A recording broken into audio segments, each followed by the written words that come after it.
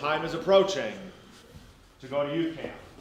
But the time really isn't approaching to go. The time is approaching where I have to pay for you to go. So March 1st, $200. I'm going to take your students to camp the month of July, 14th and 17th. Stephanie's got a graphic. $200 per student, and that takes them to Northern California. It's a 4-day camp. It really is powerful. We saw it last year. Pastor went first year. First year we were here. I went the second year we were here, and I'm going again this year.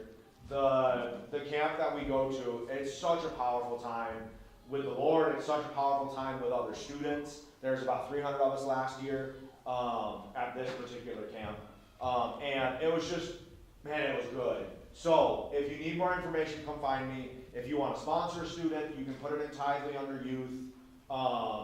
If you do that, come talk to me so I know who it came from and what it's for, what your intention is. But send your kids to camp. Send your neighbor kid to camp. Send your grandkids to camp. It's going to be powerful. Amen? Amen. Pastor? All right, amen. Let's turn to Genesis 13.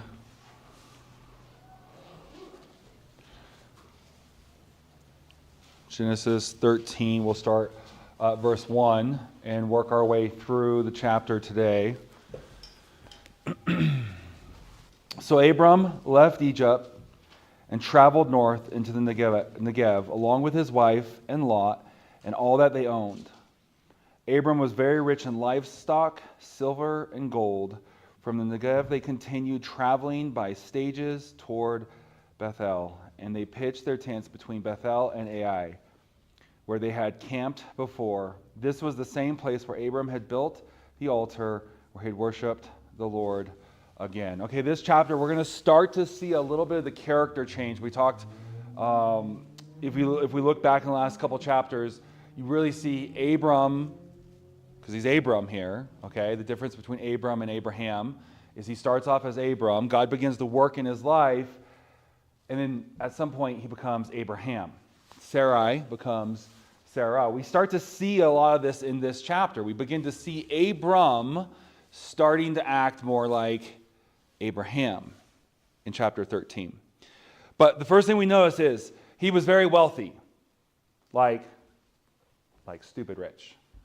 Lots and lots of money. Guys, if you can muster up your employees, all right, guys, all right, thanks for coming to work today. How many of you are able to pick up a sword, stick, rock, fork, whatever, and go out into battle? Okay, cool. And then you can take your employees and you can go into battle and you can defeat not one, but multiple armies who have come together. You're pretty wealthy, okay? There's not, I think, a billionaire in this world today who could probably accomplish the same thing. And we'll see that in chapter 14. He's able to raise a personal army and go to war with multiple nations. So we see he's very wealthy. Livestock. He's got animals. He's got gold. He's got silver. But he didn't trust in it. That wasn't his security. That wasn't what, in fact, his wealth was a little bit, some of it was even an insecurity. Because you know how he got some of that wealth was, accidentally almost selling off his wife.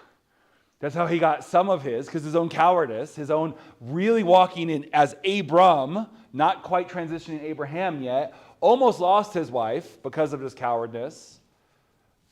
And that's how he got some of that wealth. So his wealth was not a sense of pride for him. It wasn't a sense of security.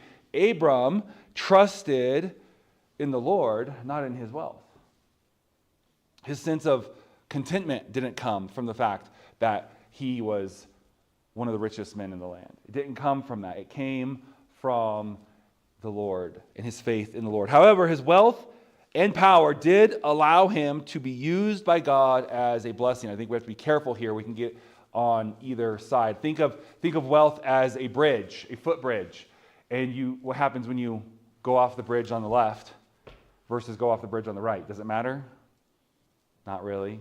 You've got off the bridge. So we can go off the bridge on one side where we go so far off and we're like, let's honor God by being poor and humble and meek and basically, even as a kid, I never really had much desire to amount to anything. And now I found a church that will justify me and my laziness and my slothfulness. Pastor doesn't preach through Proverbs very often, so I'm off the hook. And we'll just say this is humility, why I can't keep a job and provide for my family. The Lord,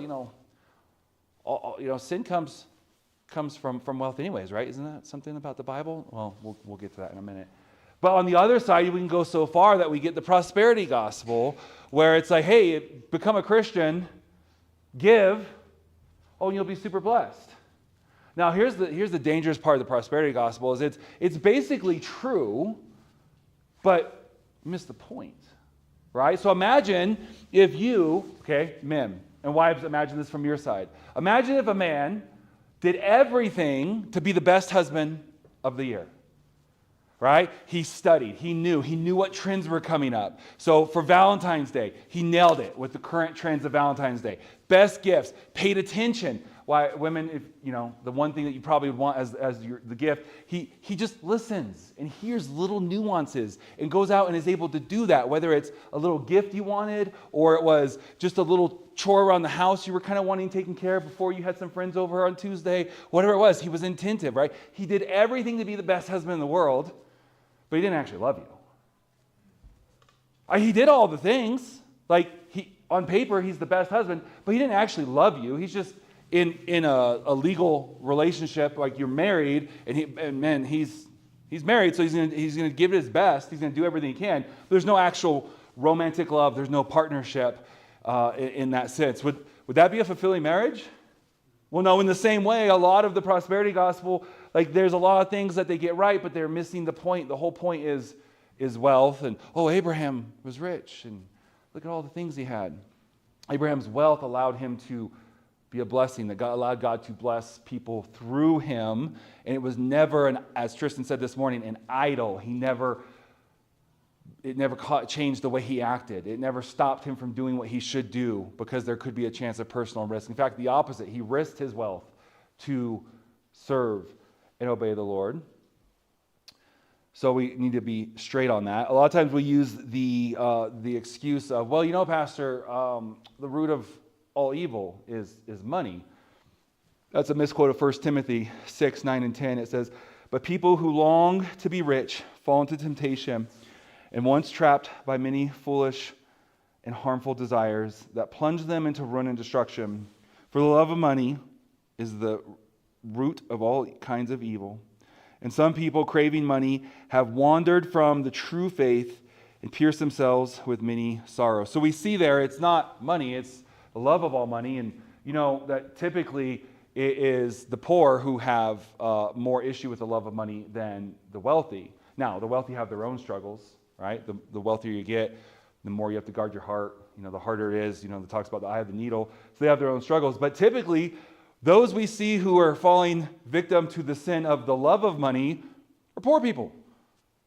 It's not like you have, fine, we got the whole idea of Scrooge McDuck, but that's not, super accurate. Most people who are incredibly wealthy, they're too busy managing their wealth. They're too busy managing their companies, right? Yes, some of them are incredibly selfish and self-centered and bitter and just, have the love of money, but most often it's us regular people who have the love of money. Oh, must be nice. See someone who's doing well, they must be a crook to have that much money. Anyone who's that wealthy, anyone who's doing that well must be doing something dishonest.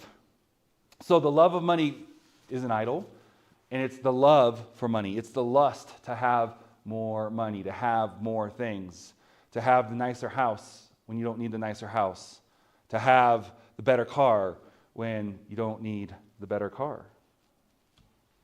But if only we had, how many of you, don't actually raise your hand, but how many of you have ever had the thought, if only I could take care of this one financial problem, my life would just be so much less stressful. Some of you are like, no, actually, I want to raise my hand. I feel that way right now. Can you pray for me, Pastor? We got this bill. Anyone get their taxes back yet? Anyone tell that to IRS. So the love of money is when we begin to put that as our ultimate, if only.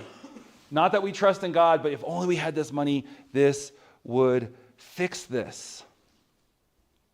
Let's move on to verse 5. Lot, who was traveling with Abram. Now, a little quick backstory there. Lot should have never been with Abram and Sarai.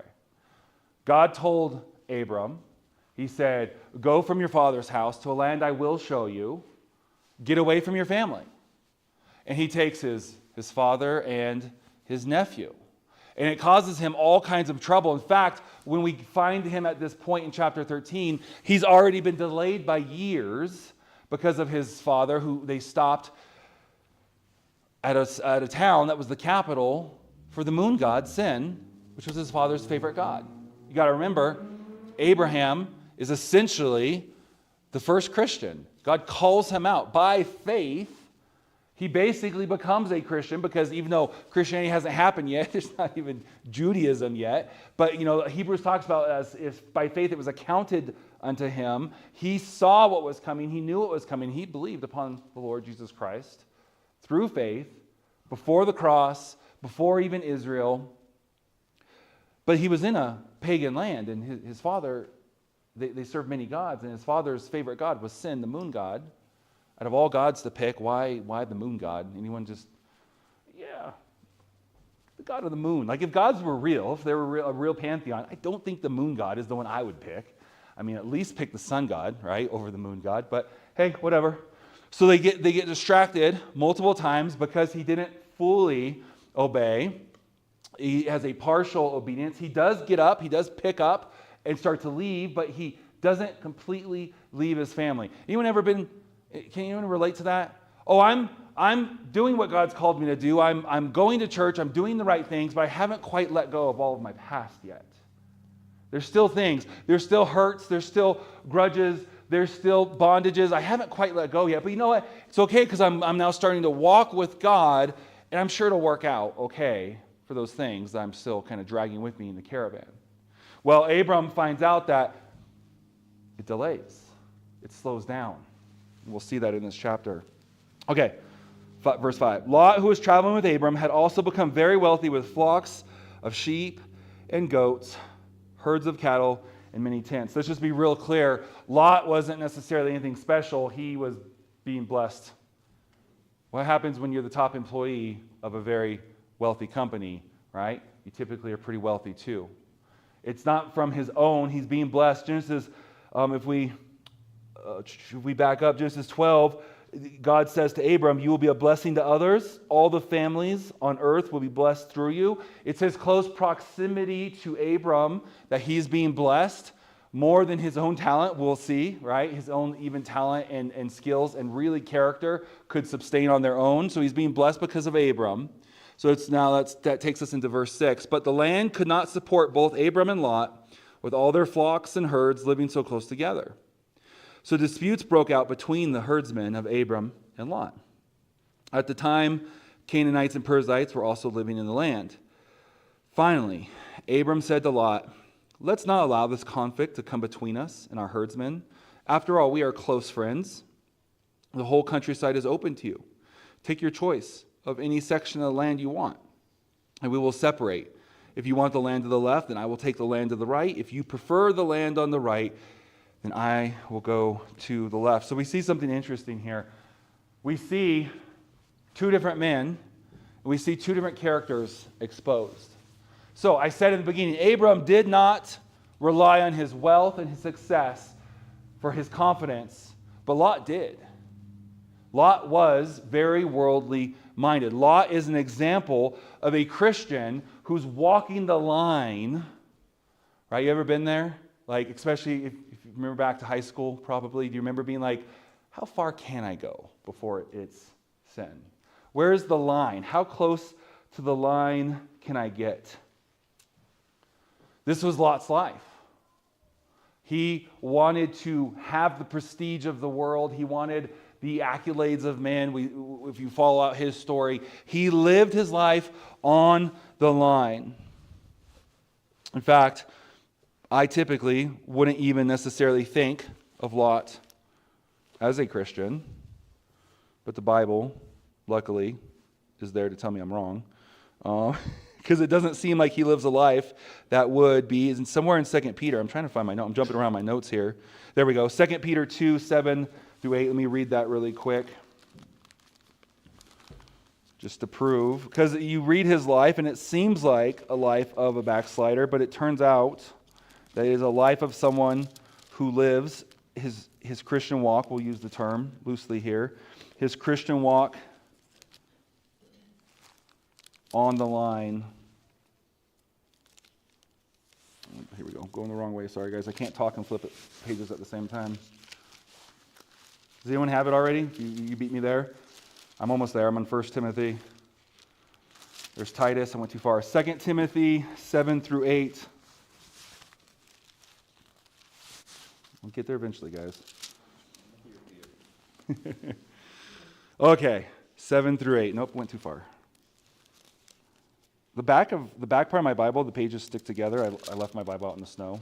Oops. Okay.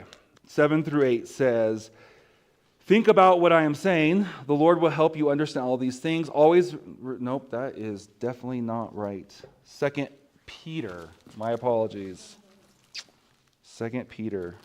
I went too far. Okay, anyways. 2 Peter says that righteous man Lot tormented himself by living so close, I'm obviously paraphrasing here because we don't have the rest of the day for me to find this scripture, tormented himself by living so around the unrighteous. So Lot suffered from a problem that we are very easily susceptible to. He had an eye for worldly things. He knew righteousness. He understood that God is who we should follow and build our life upon, but he also had a desire for worldly things. He had a desire for approval of man. And so he walked his life rather than trying to crucify his flesh and saying, okay, I have to let this go. He said, I'm going to kind of straddle the line here a little bit. I'm going to live my best to try to be a godly life and be in the world, but not of the world. But he doesn't do the best job because he never quite deals with the idol of loving worldly things. So he lives a life of just compromise.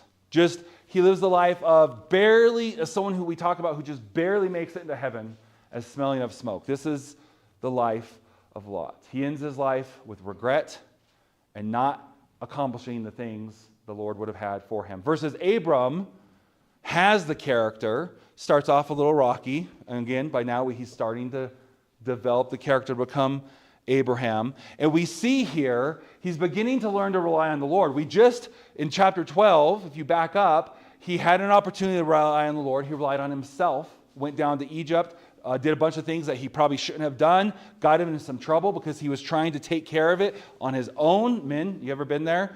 I just, like Tristan said, I'm going to work a little bit harder. I'm just going to grit my teeth and bear this and get through it.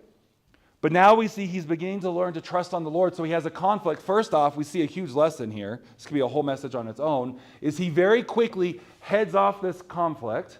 Hey, we're close relatives. Some translations, I believe, say, hey, we're brothers. They're technically uncle and nephew. We're family, basically. Let's not let something as simple as, billions of dollars of livestock get between us. That's nothing between us. Let's deal with this. And he is a peacemaker. He goes out and he deals with it. But what's really interesting is where you see his character is because by the world standards, what he should have said is, hey, man, we're family. We don't want to cause a problem. Your dad died. My brother died. Felt bad. I've brought you with me. I've taken you up. I've grown you. Look how well you're doing. In fact, you're doing so well that the land can't support both of us. So I'm going to need you to go. Let me pray a blessing over you. You're welcome for all I've done for you, and I've set you up for success, and I'm going to need you to go, though, because we're starting to have problems. But what he says is, he goes, listen, what is some land between us? It's not the land that's going to make or break me. It's the Lord. I didn't get this wealth on my own. The Lord has blessed me. He's brought me through things. I trust in the Lord. So look at between the land. There's some pretty good land that from the surface doesn't quite look as appealing. You're going to have to work a little bit. It's still good land, but you're going to work a little bit. And there's some just like too good to be true prime real estate. He goes, listen, God's got me either way. I don't care. What do you want? Take whatever you want. Now, if Lot had the same character as Abram, he should have come back and said, oh, hold up, uncle. No. Listen, you've blessed me. You've brought me out of, I was an orphan. My dad had died. You took me in. You've raised me like a father. You've been like a father unto me, raised me as your own son. You've look at how blessed I am because of you. I would have had none of this without you. He goes, far be it from me to pick. He goes, listen, I can look at these two lands. In fact, the next one says he does exactly that. Verse 10 says, Lot took a long look at the fertile plains of the Jordan Valley in the direction of Zoar. So he can say, for our purposes, let's just say left and right. He can say, look, I can see that this here on the left is far better real estate. So Uncle Abram, let me take the land to the right. Unless, for some reason, you prefer the land to the right. I'm going to point out the fact that this appears to be the better land. You should take the better land on your own, but I defer to you. I'm nothing without you. Thank you for all you've done for me. But instead, Lot goes, sucker, clearly this one's better than the other one. I'm taking the easy one. Well, yeah, that one's fine, but there's too much work on that side. Let's go I can kick back. Just let the herds wander. Let the employees deal with everything. I can have the easy life. And then he gets too close to Sodom, and we see the course of his life. He gets drawn in by the city. He becomes part of the city. We see him at the gates. That's a political position. He gets involved in the politics of the city. He gets involved in the prestige of the city, and he begins to compromise more and more. Let's catch up. Verse 10, Lot took a look at the fertile plains on the Jordan Valley in the direction of Zoar. The whole area was well watered everywhere, like the garden of the Lord or the beautiful land of Egypt. This is before the Lord destroyed Sodom and Gomorrah. Lot chose for himself the whole Jordan Valley to the east of them. He went there with his flocks and servants and parted company with his uncle. He chose the worldly route. He chose the self-centered, I need to get mine first. I need to take care of myself. I got a family to look out for, and he was willing to step on his uncle to get to that. We see in stark contrast now to Abram. Verse 12 says, So Abram settled in the land of Canaan, and Lot moved his tents to a place near Sodom and settled there among the cities of the plain. But the people of this area were extremely wicked and constantly sinned against the Lord. So we leave Lot in a bad place. Verse 14, after Lot had gone, the Lord said to Abram, let's stop there for a second and catch up with what we talked about in chapter 12. Chapter 12. The Lord says, hey, pick up everything, move away from your family, start new. I got something I'm going to do with you. And he says, okay, I'll mostly obey that. I'll obey the part about leaving, not super comfortable ditching all the family. I'm going to bring some people with me who are going to make me feel more secure. God doesn't speak to him again.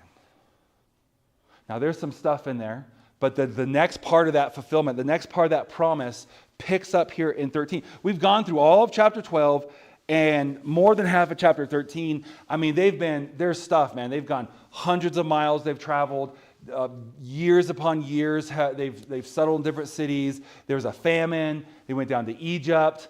There were some issues there with Sarah and some moral failures on Abram's part, not trusting the Lord, almost lost his wife. There's all these things go on. We get to this part here now in chapter 13, verse 14. After Lot had gone, another way to say that, let's just reinterpret this verse.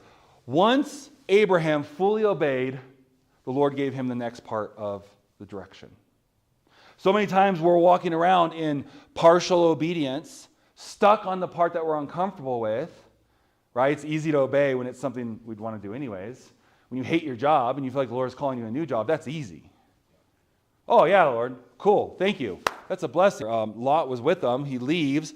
And so God essentially, once he fulfilled what the Lord had said, the Lord begins to speak to him again. Abram's life is a bit of a paradox of a man who becomes impatient with God for taking too long to fulfill the very things that God came to him on. Hey, I'm going to bless you. It'd be like if I came to Doug and said, hey, man, I'm going to give you some money. I'm going to give you $10,000. Cool. That's awesome.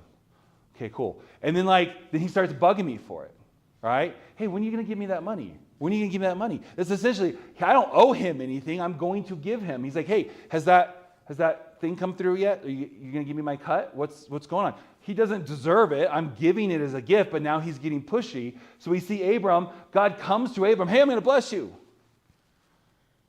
Hey, God, you ready to bless me yet? It's not my Venmo. Yes, on my Venmo. You ready to bless me yet? You ready to bless me yet? And because God hasn't blessed him yet, he then begins to, maybe God needs some help. So he begins to take natural actions, which then delay the promise of God's blessing, which then makes it take longer. So then it makes him take more action. Oh, God's going to bless me, but I took so many years messing around with family members I shouldn't have had with me, that now that God can begin to bless, now I'm older, and now I'm stressing out about having an heir, so now we're going to take things in our own hands. I'll take on one of my wife's handmaidens as like a lower tier wife, and then that can be my heir. Begins to take actions, which then begin to just delay things more, so he gets in this circle of God's not going fast enough, so I'm going to help him along, but then the mistakes I'm making by trying to help God along are causing more delays in God's promise. Does anyone feel like I'm just like talking about your life right now? Because I've been there. I've been there, and it seems like the more I help God, the more squares on the board I go back. And I'm like, oh, there are squares before the starting line? How did I get here? It's like Candyland. I hated when you hit like one of those where you slid down to another area. I was like, it was so much further. You love it when you hit like Chutes and Ladders. I think Candyland is just an updated version of that anyways, with better pictures, more color. And, right? And so like you hit a ladder and you love going up, but you hit one of those annoying slides and you slide back down. And what's even worse is like, because you're probably playing with your siblings, right? And I'm just destroying my sister, and I come back and now she's ahead of me and she's boasting. I'm like, I was so far ahead. What happened? I landed on the wrong square. I went backwards. But a lot of times we can do this is we delay the time because of our own lack of faith is really what it becomes. Our own lack of faith. If only I could make this happen. We need to learn to trust in the Lord. And it's hard. The younger you are, the harder it is. Because listen, if I were to come to tell, okay, we have some young men here. Okay, just be honest with me, guys, okay? This is not a trick question. Don't try to outsmart it and get the right answer. I'm asking for honest feedback. If I were to come to tell you, how old are you? 13. Okay, 13, 15. If I were to come to tell you, what is something that would be amazing? Like being a multimillionaire, being a famous YouTuber, the top, what was something that would be like an amazing, being a Hollywood actor, what would be a huge dream that would be amazing to have? Probably YouTube streamer, super famous YouTuber, millions of dollars, the whole thing, Mr. Beast, number 2, right? That kind of level. You want to be on Jimmy's status? How about something for you? Okay, multimillionaire. Okay, right? I'm guessing you wouldn't be mad, right? You can jump in the same box, right? Multimillionaire. If I were to come to you and say, guys, I know the future. I guarantee you're all going to have multimillionaires. You're all going to be multimillionaires. It's double digits. Like decamillionaire, right? People are going to come to you at one point, like government officials are going to come to you and ask for a loan at one point in your life. You're going to be very rich. Does that make you happy? Okay, yes. Again, it's not a trick question. The answer is yes. That would make you very happy, unless you've taken a vow of poverty. That's going to make you very happy. But now what happens if I follow up and say, but it won't happen until you're 54 years old? And until then, you're just going to be a regular Joe Schmo. You're going to make minimum wage, or you're going to make just right there, nothing special about you. But when you're 55, everyone's going to want your life. Does that feel like much of a blessing? Or does that feel like, dude, 55, like, I'll be dead by the time I'm 55. Right? Isn't that disappointing? The excitement that you felt when I told you you're going to be super rich, when I tell you won't have it until you're 55, you're going to wake up on your, or 54th birthday, you're going to inherit some great wealth, success is going to happen, your channel will take off, whatever, right? Be honest. That's really discouraging at your age, isn't it? You guys, it's not a trick question. Tell me, is it discouraging or not? Like, yeah, kind of, and you're being modest. Like, no, that's terrible news. I'm going to be boring and normal until I'm 54, and then I'm basically dead anyways. Who cares about the wealth? The rest of us are laughing because we've all been there, right? To come to a young person and say, it's going to happen. But this is what happened. Joseph, as a young man, your family will bow down to you, right? Moses, all these different men. And then they went through their wilderness experience. If God had said to them, hey, your family's going to bow down to you, when you're old and you have your own kids and you've gone through all these trials, who cares? I'm 19, I'm 13, I'm 15. Like, I don't, but when I have my own, no, that's so far away. That's almost the same as telling me I'm not going to have it. Can't even imagine who that person is, right? But sometimes we lose patience. Abram began to say, I'm 100 years old. Who cares if I'm the wealthiest man? God blesses me. I don't have an heir. It's going to go to one of my business manager's son. Who cares? We have to sometimes learn to be patient, but here's the thing. 13, 15. You guys now, you be quiet for this part. Everyone else can respond to this part. If I gave them, let's just make up numbers, 13 million, you're my son, so we'll say 23 million, and we'll give you 19 million, okay? 13, 15. Okay, so 23, 25. Who here thinks they still have that money? Who here thinks there's at least a 35% chance that they're dead because of the money? Okay, right? You guys have a little more experience. You understand that would almost be, they have to become the man who can wake up and wield that, right? 13 years old, 15 years old. You give them that much money, they probably aren't making it to their 20th birthday, right? As soon as they get a license, they're buying a Lamborghini, and they're dead 2 days later. Wrap around a pole, right? At least we don't have trees here, but you'll drive off a cliff, off a mountain. Doesn't matter. It was only 10 feet, yeah, but at 120 miles an hour, they almost had enough to do a burial, right? You're not going to do well. You're not ready for that. You can't walk into that yet, but it's frustrating because you want that now, and the younger you are, the more challenging it is. If I asked a 55-year-old, hey, would you take the deal? Nothing is going to really improve that much for the next 10 years, but then after 10 years, you'll be 65, and you're going to have all your dreams. Oh, probably 9 out of 10 55-year-olds would say, not only will I take that deal, but that's the best deal I've ever heard. Right? As you get further in life, your perspective begins to change. And so we see here is Abram, up until a good 100+ years old, had the mentality of a young man. A lot of these men, they had to go through the process. And as Christians, a lot of times, probably because of the prosperity gospel, a lot of those things are true. A lot of the blessings and stuff that the prosperity gospel preaches are true. But what they don't tell you is God is not going to allow, there's a process. He's not going to allow you to jump to the end and lose your very soul. It'll be a curse. In the same way, giving these guys double digits of millions of dollars right now, probably one dead, one in jail, one is like, I wish I had a time machine. All I want to do is go back and not take the money, right? Like maybe if I did it to 10 of them, maybe one of them would be like, yeah, it worked out pretty well for me.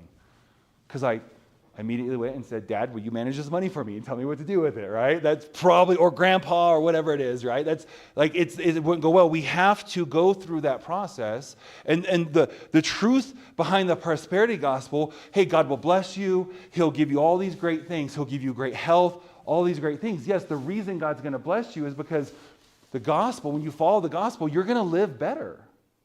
You're going to live saying, oh, like Abram, I want to become Abraham. I should go through the process. I should trust the process that God's going through. I'm going to put my hope in God and not in finances, which will in turn cause me to not make short-sighted, dumb decisions with my money.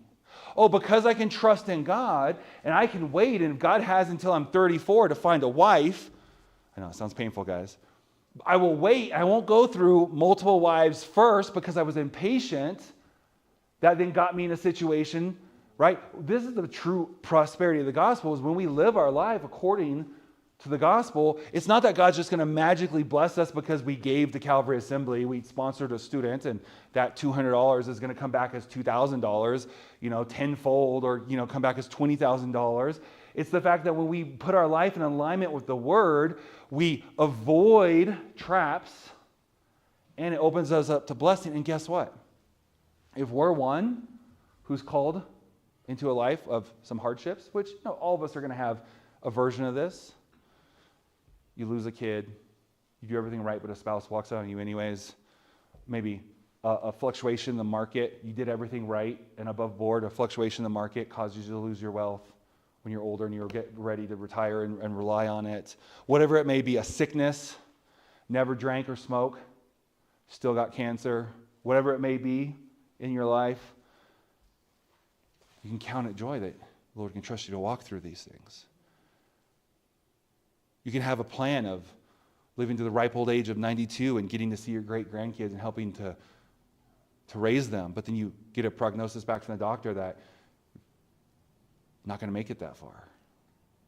Your life is cut short. You can still say, in the Lord I will rejoice. Guys, when we go back through history, we read about our heroes of faith, most of those dudes died in their 30s. A lot of them died young. David Brainerd, 29, I think. Jonathan Edwards, 39, I think. A lot of them died young. They didn't put their trust in long life. Sometimes we think like if we have health conditions, then the Lord's not blessing us. I did what I was supposed to do. I went to church. I sent the kids to camp. Okay, I'll let that one go. I did all the things I felt like I was supposed to do. I'm only in my 40s. I'm only in my 50s. How is it that I'm going through this? Whatever it may be. I waited. True love waits. That's what they told us in the 90s. I didn't have sex until on my wedding night. And he still cheated on me and still left me for a younger woman. How's this fair? When we go through hard things, much like Abram becoming Abraham can say, it's not in these blessings. This is why Abram could have so much wealth, is it didn't stir his heart. When things were hard, he learned. He goes, no, I did things my way. It didn't go well for me. I'm going to trust in the Lord. And then we see the comparison of Lot, ending his life. For a while, he had the prestige. He had all the things he wanted. Ending his life with nothing. Lost his family. Well, if you really read the story, worse than lost his family. But lost his family. He lost his wealth. He lost everything. Lost his reputation. In fact, the New Testament has to tell us he even made it because his reputation, his testimony is so terrible that if you just read the Old Testament, you would assume the guy didn't make it to heaven. They had to specifically put in the New Testament that he even made it at the end. So a lot of times we hear the verse about, our works will pass through the fire, and if there are things the Lord calls to do, they'll be like gold and silver, they'll be melted down, the impurities will be pulled out, they'll be more pure, and we can use that to worship the Lord. And if it's things we did on our own, in our own will, our own strength, our own Abramness, they'll burn up like hay and straw, and we'll make it to heaven as one who just barely made it through the fire, smelling like smoke. So we have Abraham in heaven, the father of faith, the witness to so many, a testimony of, let's just be honest, billions upon billions of souls in heaven because of the character and the faith of Abram. And then we have Lot, also there with his uncle. Barely made it. Walked the line, got all of his reward here on this side of earth. Walked the line of how little can I give to the Lord and still have my fire insurance. That's not the life that we want to live. And if we're on it, we have to begin to make changes. There's a quote going around the internet that says, nothing changes until something changes. Your life isn't going to change until you make a change. I identify today more with Lot than Abraham. It's not going to change on its own. You think just it's going to matter as I get older. I used to think when I was younger, when I was their age, I used to think that when I was 25, I was going to be super mature and be able to handle everything, right? So like, if I was going to go to the dentist, I was like, I don't want to have to deal. Maybe when I'm 25, I can handle like having to have dental work or something. But now I'll be so mature. I'll be married. I'll be super mature. I'll have all this wealth, and I'll be able to handle anything life throws at me. So Lord, any hardships in life, don't send it until I was 25. Then I get to 25, and I was like, I feel like I was more emotionally stable at 15 now than I am at 25. I feel like, why didn't the 15-year-old version of me deal with some of these things? He was actually a little more mental fortitude than I do at 25. Like, I'm a mess at 25.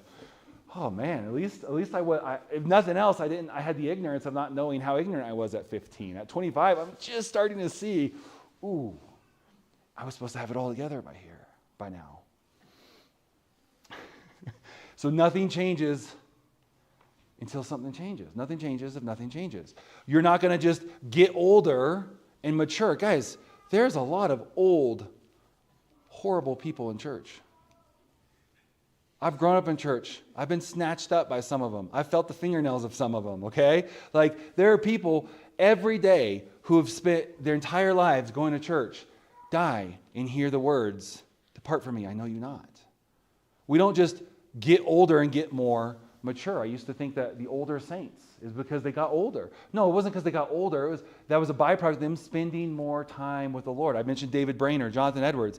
Those guys were so mature. We think of them like 60, 70 years old, even though they died, again, if I'm right, 29, 39.